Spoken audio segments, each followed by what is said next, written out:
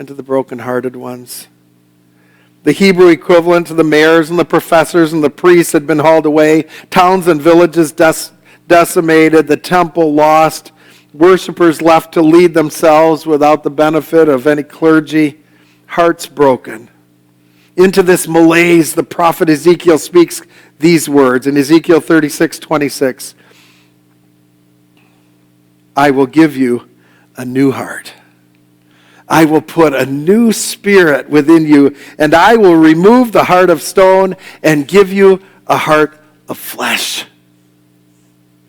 You see, in their anguish and their struggle, their hearts began to be not as real as they used to be. They hurt too much to do the job they were supposed to do. How well would a heart of stone work? It wouldn't pump any blood at all, right? But the same is true of our spirits when they become stony and unbending and unwilling to pump the life of God into this world. I believe there may be some debate whether or not David could have become the great and remembered king he was if he hadn't first come to God to get his heart fixed. It takes a great person to be able to say, I don't have the power to fix myself. I need help.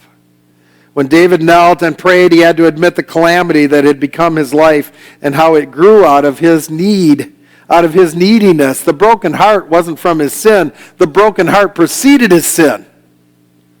His inability to do the right thing and react to God pointed to a spirit that wasn't quite right to begin with.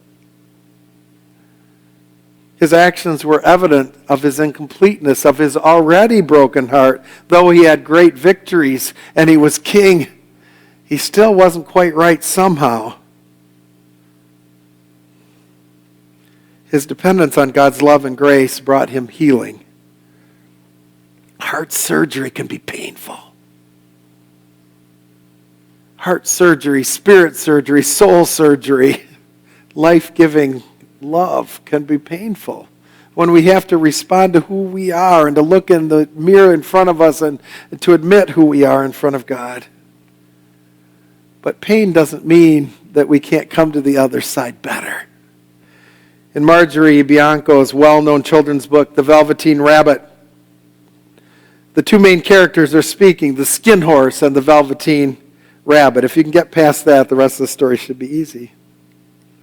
I mean, they're two stuffed animals talking to each other, right? The skin horse says, real isn't how you are made. It's a thing that happens to you when a child loves you. When a child loves you for a long, long time. Not just to play with, but really loves you. Then you become real. Does it hurt? Asked the rabbit. I suppose that's the question of the day. And the answer, of course, is yes, it does. Sometimes hurt. To be loved, to risk love, to know that the one you love might walk away, or that you might have difficulty staying in love. It hurts. Hearts are broken. Life brings injury. But God's refrain is still there. The Lord is near to the brokenhearted and saves the crushed in spirit. The initiating character of the New Testament, the glue that kind of holds the Hebrew or Old Testament scriptures and the New Testament, or the good news, the gospel, what we call sometimes the New Testament, together, is John the Baptist. John the Baptist is an interesting character because he is related both to the Hebrew scriptures, Old Testament, and the New scriptures, as they say that he is the son of the prophet Zechariah and appears on the scene right at the beginning of the gospel. He is part of the earliest Jesus story. He's part of the birth narrative. That's the story of Jesus' birth, as his mom is giving birth to him and Mary's giving birth to Jesus, apparently cousins of some kind. He's part of the story of Jesus' baptism. In fact, he's the baptizer, the one who actually takes Jesus into the river, though he says he's not worthy, and baptizes Jesus, and God said, that's the one. Now, understanding that John was present for that activity of God's voice saying, that is the one. Why would he ask this question in Matthew when he is imprisoned and awaiting death because King Herod has it in for him? He sends a message to Jesus. He sends his disciples, John the Baptist's disciples, to talk to Jesus. This is the message. Are you the one who is to come, or shall we look for another? Now understand, he was there. He was on the scene. He was baptizing Jesus when God said, this is the one. But now, when he is at death's door, when the pain is on him, he becomes unsure. Is this the one? Is this really the one? Is this God's presence come close to us? Is this Emmanuel? Is this God being with us in the moment of our crushed spirit? Now, it seems so much easier for Jesus just say yes. But instead he sends back a message and said, look around you. The blind receive their sight. The lame walk. Lepers are cleansed, and the deaf hear, and the dead are raised up, and the poor have the good news preached to them. And then Jesus said, blessed is the one who is not offended by me. John the Baptist was having trouble putting the pain of this world together with the reality that Jesus' present had come. But it's the reality that we live with every day, that we have to somehow affirm God's presence in our life in a real way, even in the moments where we're experiencing pain, struggle, and brokenness. But that is good news. That is the good news we have to bring to a world that is broken and who's had its heart broken and struggles. Rob Bell reminds us that that word blessed essentially means God is on your side. Now, some of us would run with that. God is on my side.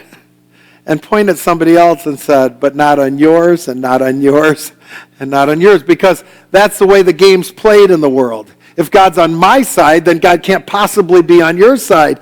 But the claim here, I think, is so much different than that.